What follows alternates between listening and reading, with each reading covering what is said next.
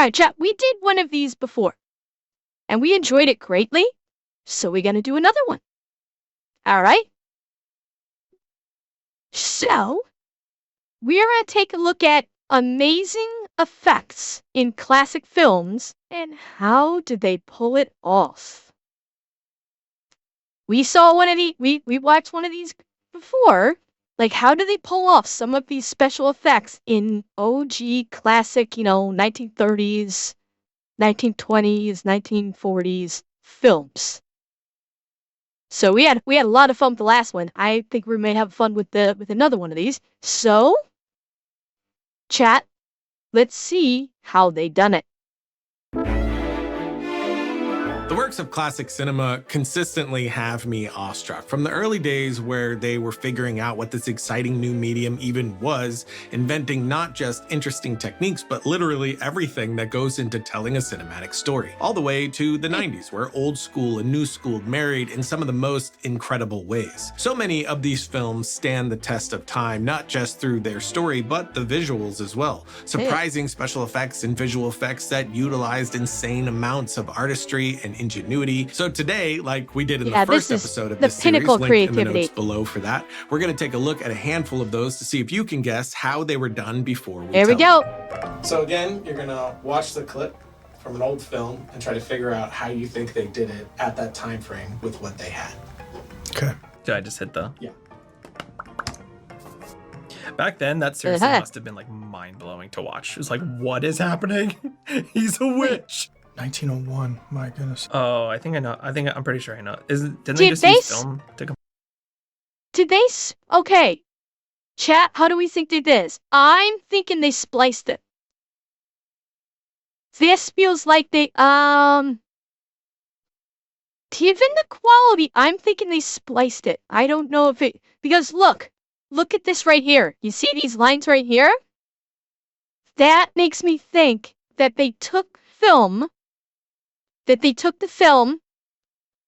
shot this guy, and then they took that roll, and then they shot this guy, and they spliced the by hand, which is an insanely arduous task.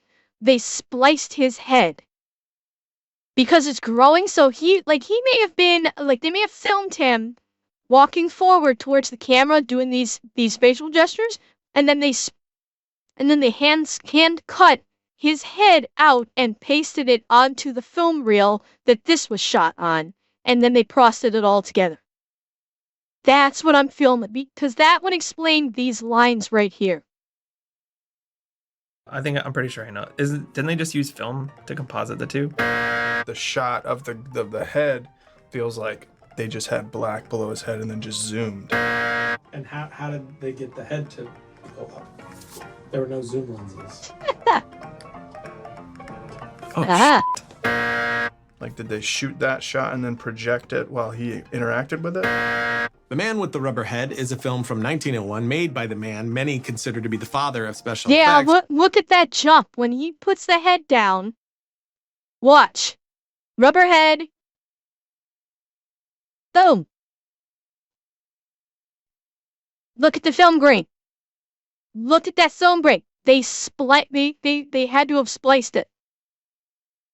They had to have spliced that in.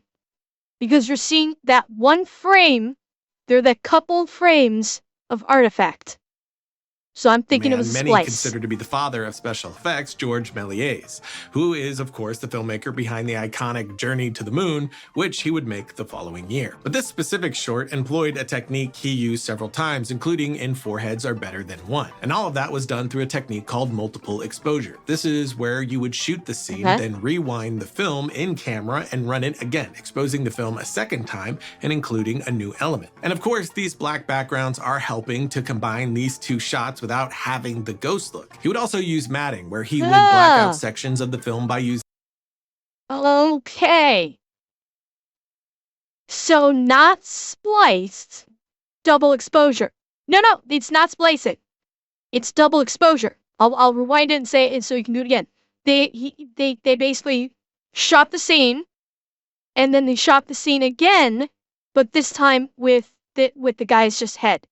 And all of that was done through a technique called multiple exposure. This is where you would shoot the scene, then rewind the film in camera and run it again, exposing the film a second time and including a new element. And of course, these black backgrounds are helping to combine these two shots without having the ghost look. He would also use matting, where he would black out sections of the film by using black paint on a piece of glass in front of the lens, leaving only what he wanted to expose open, then reversing that to expose the rest on another pass. And this, of course, meant rewinding the film to the exact right point and having only one take to get the effect right. But the coolest part about this effect is how he made the head grow. At the time, zoom lenses hadn't been invented yet. So Méliès created a ramp so that he could sit on a cart with wheels and be pulled up toward the camera, keeping his head in the same position throughout the move. And with his studio covered in a black background, he could combine this with the other shot to get that final illusion. Given the time period, that's pretty cool. And difficult. Like you said, you had one chance to get that right. One. You had to be, as a filmmaker and as an actor, you had to be on your game. Because film back then was expensive. It's not like now where everything's digital. Like physical film, you only had so much film you could use. So you had one shot to get it, and if you ruined it, you could fuck the whole project. So that is ingenuity, and that is skill. Yeah, well, that's what I'm saying, Hatsunashi. Help! Oh, wow. And since there's so many shots, just overall, how they did everything. Okay, that's stock. That was stock. Not this. And since there's so many shots, just overall. This, well, maybe not, this may not be stock footage. Multiple shots. This looks, I think this is a practical set. I think all of this inside is a practical set. I do. It's, yeah. Hang on, let me see it again. Yeah, this right here is a practical set. And since there's so many shots, just overall, how they did everything? Okay. Now, this one is, I can't decide, like, all the people here is one element, and then this in the background is another element. It's, I don't know if it's rear projection.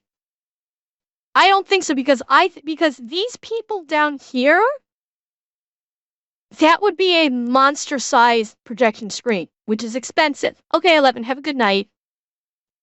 This would be a monster-sized projection screen if they did that, because I think all of these people and this right here are on set, and this is not.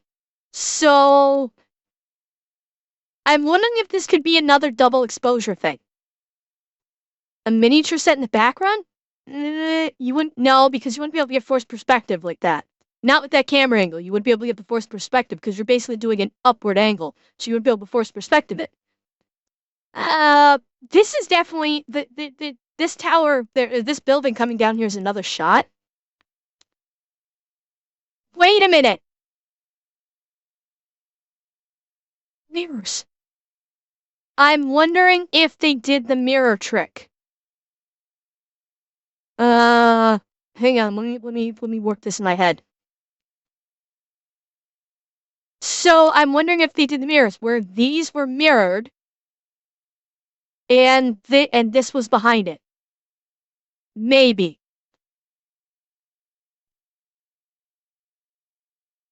No, I'm thinking. Dude, you're right. Shit. Okay, I'm a little stumped how they might have pulled this one off. The only thing I can think of is the double exposure thing, where they filmed this, and then they filmed it again, and then they filmed all this with a black screen behind them.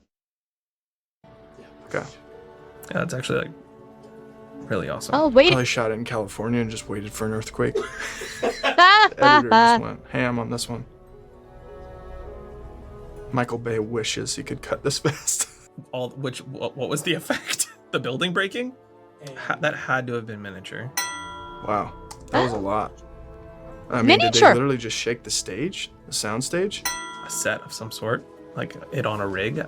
San Francisco is a film from Yeah. 1936 that is Okay, so considered we to knew be about the this first being a big set. budget disaster film. That, honestly, most disaster films still follow the formula of to this day. And I'm sure the majority of you guessed what techniques were used here. The entire film was shot on the MGM sound stages and backlot, Okay. and used a mixture of miniatures, that- rear projection, matte paintings, and matte Oh, so it was rear projection. I figured so it was rear projection. I figured this was too big to be rear projection. I thought for sure that this was just gonna be too big of a screen to be for them to be able to do a rear projection given the time period. That this would have been too expensive to set up a rear projection like this. Okay. Alright, so this was rear projection with a model. So, who said model? Yes, you're right, but it was a model on rear projection. matte paintings, and matting, along with large-scale effects like this set here that they built on top of hydraulic rams to shake the set all on cue. And for the miniatures, they were Yes. built on top of hydraulic platforms that were then pulled apart Oh, now, how did they do this? This is a miniature. So what did they do to get this woman in here? This could have been a double exposure. Given the fade, this might have been a double exposure. She's transported for more than a few frames. They showed it earlier where she was dropping down. I don't know if it's a splice or double exposure, but it's one of the two. that were then pulled apart by cables to simulate the ground separation and things collapsing, including this larger scale scene right here. And for being 87 years old, it all holds up insanely well. Again, a testament to the incredible ingenuity and craftsmanship that went into these films. But what really strikes me here is the editing and sound work. It feels incredibly modern and unlike almost anything you'd see from that era. The quick cutting gives a great sense of chaos, and often you're getting these fast cuts that feel subjective. Could be, Gord. Little Could pieces be. of life come to ruin. You almost feel the image more than fully register it, which is more of a modern God. Oh my God. Like the guy was saying, that guy's cutting more than Michael Bay. Holy fuck. That's actually kind of giving me a headache with all those cuts. That is an insane amount of cut. Holy shit. idea. The full sequence is about 5 minutes or so long and definitely worth your Jesus, time. that gives me a headache.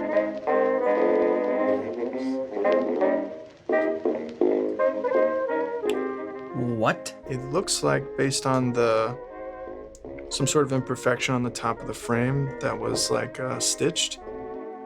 Hey. Okay, so all the girls, it's all the same girl, but he says he saw a stitch. I'm looking for it.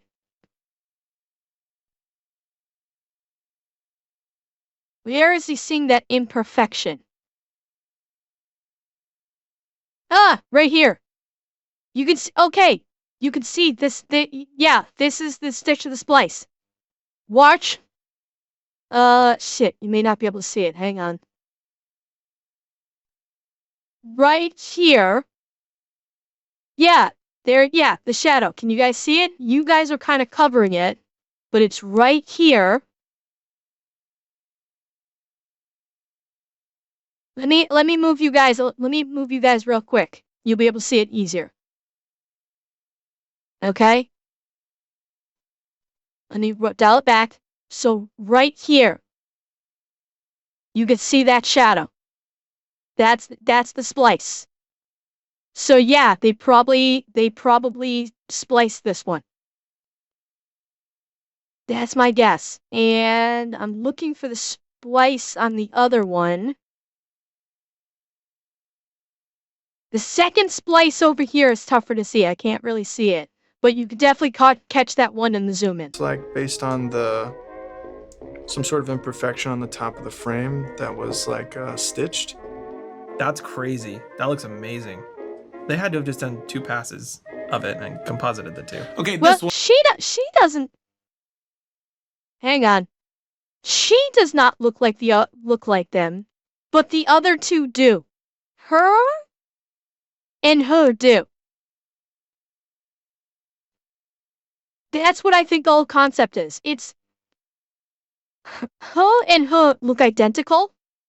Yeah, and I'm thinking the stitch might just be between them two. That's crazy. That looks amazing. They had to have just done 2 passes of it and composited the 2. Okay, this one is a bit of a cheat since no one knows exactly how this was pulled off.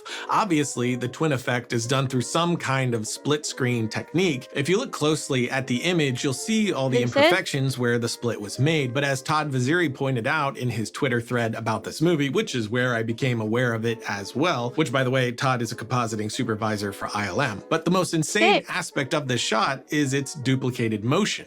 You have multiple passes that are perfectly in sync, and this was well before the invention of motion control systems. He also tweeted how a VFX industry veteran and Oscar Award winner who builds motion control systems in his spare time is completely baffled as to the exact process used. He finally followed up with another update saying that an Oscar-winning VFX historian was also stumped, but said it was probably a rudimentary servo-operated motion control system optically composited with an unknown method on how the matte was generated. So in the end, who knows exactly, but I wanted to include this for the same reason I love these episodes. This was made in 1942. There was no way to pull off a shot like this. That's they impressive. Invented one. They made an impossible shot possible, and that's pretty damn cool. If you want to see Todd's full Twitter thread on it, check. You're right with the because these guys are almost shoulder to shoulder, and you've got a space right there. Good catch there, Ping. Yeah, it's so basically they had to do 2 passes with the camera. One with this couple here, probably by themselves, and then reset and do another pass, and the motion had to be perfect. And somehow, and that's what they're talking about, like on a motion camera rig, because with this pan out like this for the same reason I love these. The pan out had to be perfect. The pan and sidetrack had to be perfect for both. So the motion of the camera and the resetting of the camera had to be perfect, and that is fucking impressive. These episodes. This was made in 1942. There was no way to pull off a shot like this, but they invented one. They made an impossible shot possible, and that's pretty damn cool. If you want to see Todd's full Twitter thread on it, check the notes below. We have plenty more effects to come, but before we do, I want to tell you about 5 Day Deal. We've been partnering with 5 Day Deal yearly for about 4 years or so now, and the idea is that a bunch of companies like us come together to build out a bundle of amazing filmmaker assets to offer them for up to 96% off. So for just $98, you get a bundle that's worth over $2,000. And this includes assets from Shane Hurlbut, Cinecom, No Film School, Film Editing Pro, Action VFX, and again, some of our assets as well. And every year there's some people that are skeptical and think that this is too good to be true, which I understand, but we have been working with them for years and it's absolutely legit. And one of the main motivations behind all this is us coming together with this bundle for charity. 10% of every bundle goes right to charity. And since 2014, the 5 Day Deal bundles had okay, so Andrew, what you're saying there for, setting the path, yes, that actually wouldn't be too difficult, but the speed of the tracking shots, that's the hard part. They would have to match the speed of the camera movement perfectly both times. So yeah, you could establish a concrete track so the camera would move in the same direction, the same distance exactly. That actually is extremely doable, but it's the speed of the camera operator facilitating that track motion. That's the tricky part. And maintaining maintaining essentially the sight picture of the camera. Because don't forget, this was back then when when they had to, I'm not sure how much the cameras could lock into place in terms of their focal. So you had to have a really skilled camera operator that could perfectly match the speed. Theoretically, they could do it with like doing like a what's the word I'm looking for? What's the ticker that you use for timing on a piano? Oh God, what's that called? It's like the pendulum ticker for the musicians use for time. Metronome. Thank you. Yes. Yeah. They could have maybe used a metronome to set up the timing. So they set up a camera, they establish how fast they want to go, and then they do a metronome. So they go 1, 2, 3, 4, 5, stop. And then they reset, and then metronome again. 1, 2, 3, 4, 5, stop. Maybe use that to assist in their timing or something.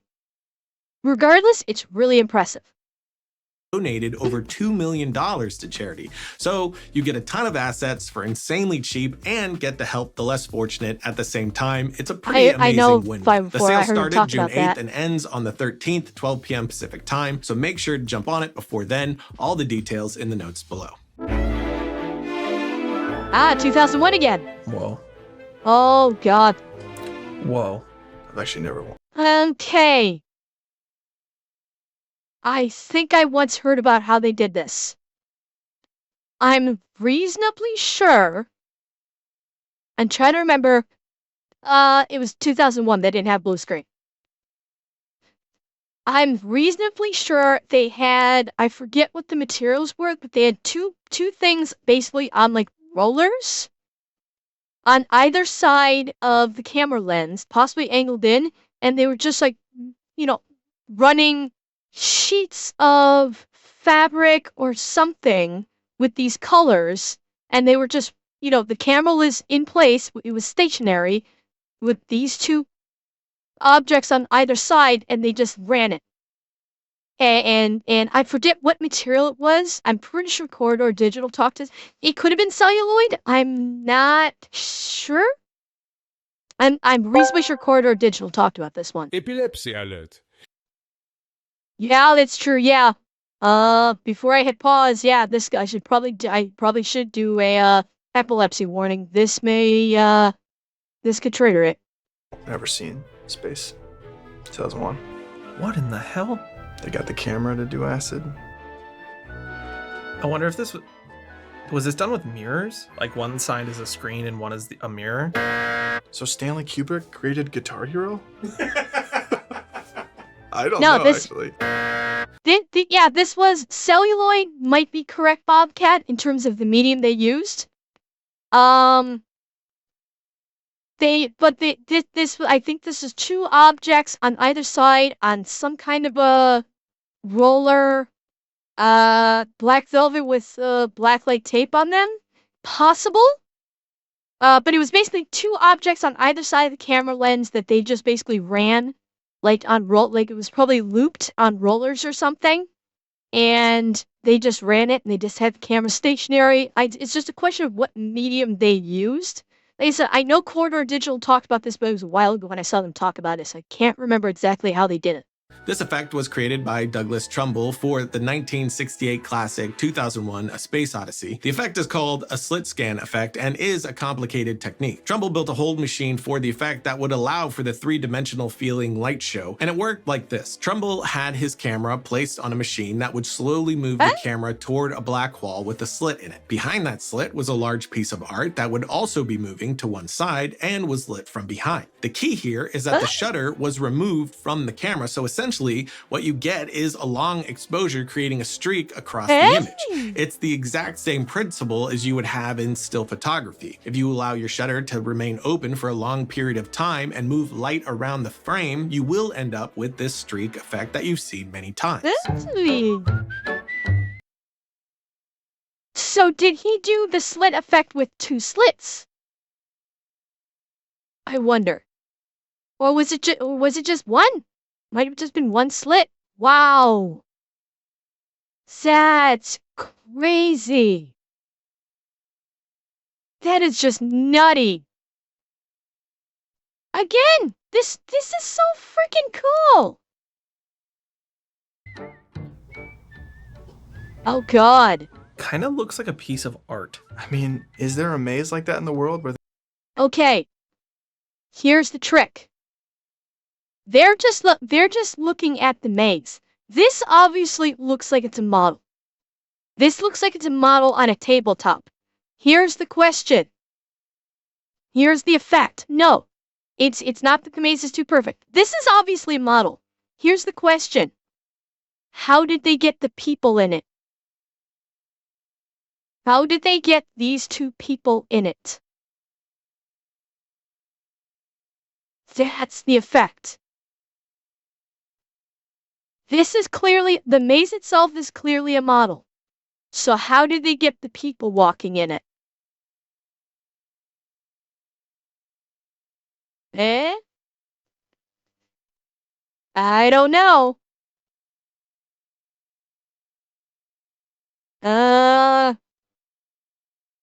No, I don't think this is composited over a shot. I don't think this is composited with my green shot. It's too with the side because this clearly looks like a person. Kind of looks like a piece of art. I mean, is there a maze like that in the world where they did this from like a There's helicopter? even like you can even see shadow. You can even see the shadow off the person. Is there a maze like that in the Huh. world where they did this from like a helicopter? No, there's no way. Like No, this is a hand-drawn, maybe model like a for matte sure. painting? So the big question is, how did they put the people on the miniatures? Is this a matte painting? Not sure, Stanley. Sticking with Kubrick films, released in Model? 1980, The Shining, which is easily one of my favorite horror films, had only one visual effect shot. The moment Jack is looking down at the model and we shift to see Wendy and Danny walking in the center of this symmetrical maze. To make this work, they got their shot of the model from Jack's perceived perspective, then Right. made a life-size recreation of just the center portion of the maze, and then took that out to the parking lot of a hotel. Then with the centerpiece of the hedge set up, Wendy and Danny could walk around that while the team could get the shot from on top of the building that they could later composite into the model shot, finally. Oh, that's good. That is good. Is that what you said, Grindhouse? I missed it. Miniatures of an actual recording of the people life-size set. Yeah, Grindhouse, you got it. You got it. Yeah. Simple, effective, cool. That is very clever. Finally landing on this. It's simple and perfect. Oh, here we go. I love that red backlight on his hair. Oh, wow. I haven't seen any of these. OG, like, chat. OG computer graphics. This was your OG computer graphics right here. I haven't seen any of these. It is. Miniatures and neon lighting. Some sort of night vision on a miniature set. I love this one. It's such a simple and effective solution. So Carpenter wanted this sort of virtual map of New York for this shot here. The okay. problem was, at the time, while computer animation may have been possible, it was far too expensive for the low budget they were working with. So instead, John Wash I was not thinking this was the effect. I was just saying, like, this is how they thought computer imaging was back when this came out. I wasn't even thinking about this being the effect. I thought the effect was still to come. I didn't realize this was it. I'm an idiot. Yeah, it's models with, I think you said black New lights? York for this shot here. The problem was, at the This time, while was computer animation early may have been 80s, I think? possible, it was far too expensive for the low budget they were working with. So instead, John Wash built a miniature of the city with everything painted black, then painted the edges white, though some sources say they used reflective tape, but either way, those would reflect the light and get the final wireframe look. And it works great. I also want to point out how amazing these miniature shots of the glider look. They have several sets of these at different scales to achieve the different shots needed. Some of the more impressive shots are at a much larger scale to heighten the detail, but the entire sequence really is impressive. Oh, the abyss. Cameron's an absolute madman. Part of me wants to say some of that's practical, but man, in the middle, it just really looks. That has to. No, this was, so I think this was a set. I'm pretty sure this was a set. And my guess is they had painted blue. And probably with some lights on the blue. And yeah, I think this was practical. but I think that maybe, I don't know if it was edited in, I think this is an entire set right here. They actually built these, all of this. This is on wire suspension, and they painted out the wires in post. And I'm thinking they may have used some dry ice to create, like they may have, made use of like fog machine or something to elicit, whoa, Really looks. to elicit the underwater, to elicit this underwater effect.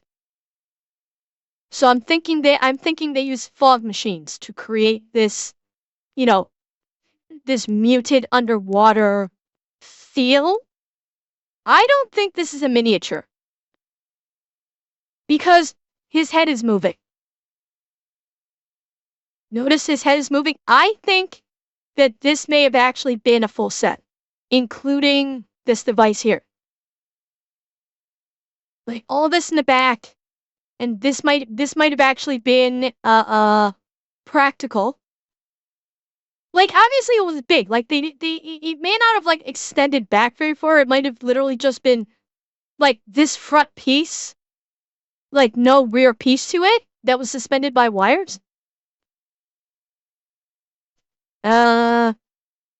Shot in a smoke tank, and they had the film of the actors projected inside each miniature. Really? Okay. Just really looks. That has to be just a set. Has to be. Like they actually built that rig. There's no way that's visual effects. So I'm gonna go with A. I'm not quite sure, but I'm gonna go with a secondary B. I don't know. I first saw The Abyss in my teens, and it was these shots that burnt themselves Stop into it, my Zeb. brain the most. I couldn't, for the life of me, figure out how they pulled it off. At first, I thought miniatures, but the actors inside looked too good, and so it must have been full size. But how? The effects team behind the film shot this sequence dry for wet, meaning shot in a dry environment with plenty of smoke filling the studio to give the look of being underwater because these were actually miniatures. They also used motion control on those miniatures so that they could move them slowly through the room and get their passes, very similar to how they shot the flights in Star Wars. But the thing that really takes this shot over the top is the most ingenious piece too. The actors shown inside these miniatures was done using rear projection from inside the actual model. These projectors were built into the models and would project the previously filmed actors onto a small screen they placed at the front. This would then advance the frames forward bit by bit, matching the speed of the ship. And here's another great shot from the film. For me personally, my guess was that this was just the real thing, built full size, but it turns out it's another miniature, not composited in though. This is all in camera. They used forced perspective to make the miniature subs seem full size inside the actual shot. And once again, perfect. Oh, here we go. Here we go. Oh, already that's a double. Immediately that's a double. I'm gonna go with the reflection of Arnold is the real Arnold with no mirror. Trick shots using fake mirror is nothing new We've and has seen been this used in a ton of films to achieve some great illusions. But this is one of my favorites, and funny enough, is a deleted scene from the original film. It wasn't until James Cameron's director's cut release that this made its way back into the film. The idea is easy enough. There's no mirror at all. You have Arnold in another room here with this opening made to... But the timing, the timing needed to... Yeah, you basically, like, you can tell that's not Linda Hamilton. You can tell it's slightly different nose.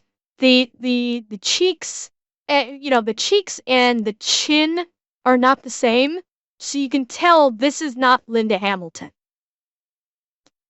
But she matches Linda Hamilton's movements really, really well.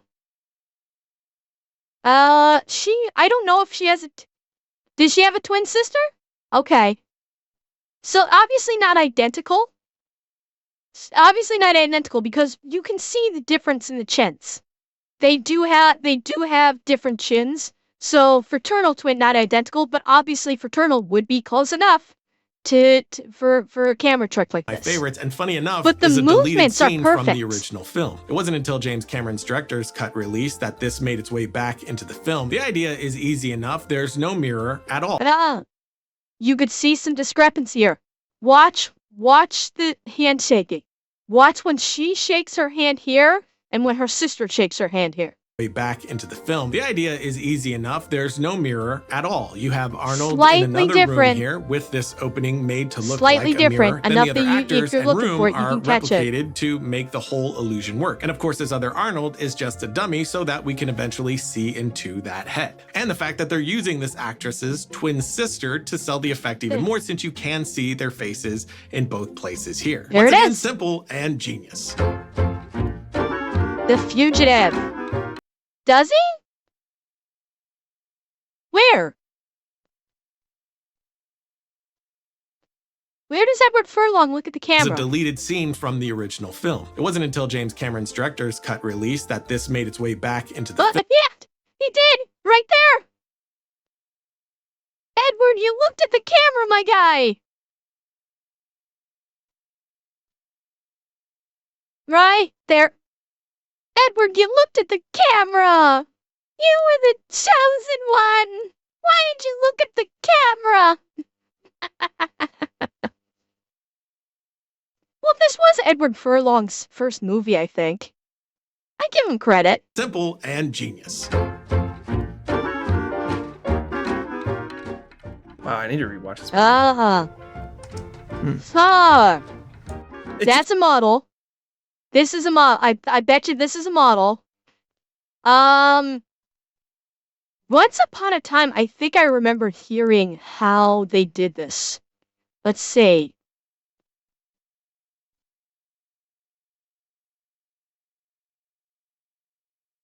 Oh, I think this is forced perspective.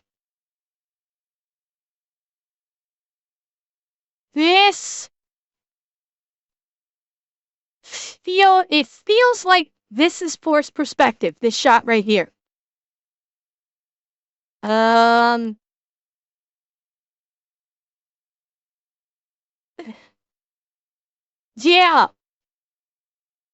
This could be a composite. Right here, the perspective shifts. And yet, when he's standing here, it looks like he's standing on a platform. So I'm thinking this might be some kind of forced perspective. Exactly, that's what I was thinking, Albrecht. His feet are way too flat. I'm thinking like this could have been a comp shot where right here at the point of impact, they comped in the impact. That's my guess, is they had this shot here, they filmed this, and then at the point of impact is where they comped it in. That's what it feels like they did for the shot. Yep. Right, yeah, right here. He is way more in focus, like really in focus in comparison. And then the other shot was model. This part right here, that's a model. It just keeps going. What the hell? A lot of that just feels like they smashed a lot of trains. They actually just did that. Honestly, I thought Josh and Justin were going to say miniatures, but they nailed it. Andrew Davis, the director of the film, went full Christopher Nolan here and actually crashed the train. The effect took 10 weeks to plan, and they would film in stages, and on the day, only have one take per stage to get it right. And on the day, the crew set up 27 cameras to get plenty of coverage for the moment, and then it was time to just, actually crash a train. Of course, the moments of Dr. Kimball in the shots was composited in, and in some cases, clearly so by today's standards, but the okay, so I was right. They did comp him in. Thank you, Hackle. Thank you. Oh, Silver, you are most welcome. Yeah, Kevin, exactly. They did just yeet a train. I was wrong about that model shot, but they did just yeet a fucking train.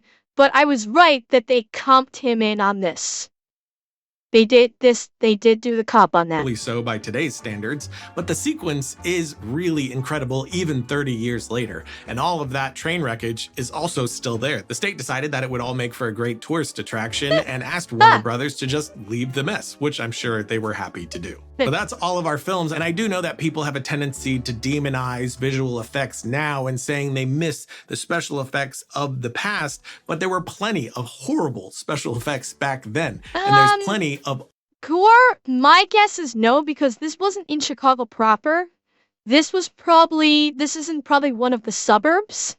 So it probably wasn't actually all that difficult to get city approval like you might think.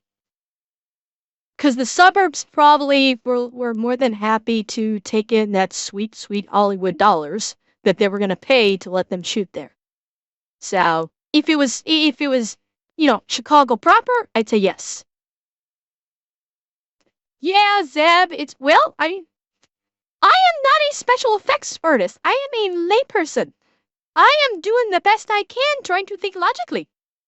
Unbelievable visual and effects yes, Kevin, now, the Fugitive advancements was an that awesome blow movie. my mind more than anything I've ever seen in the history of film. So it really is just about balance. But that's it for today. This is a series we plan to keep going. So if you have some shots you'd like to see us explain on the show, you can post that in the comments below. And until next time, don't forget to write, shoot, edit, repeat.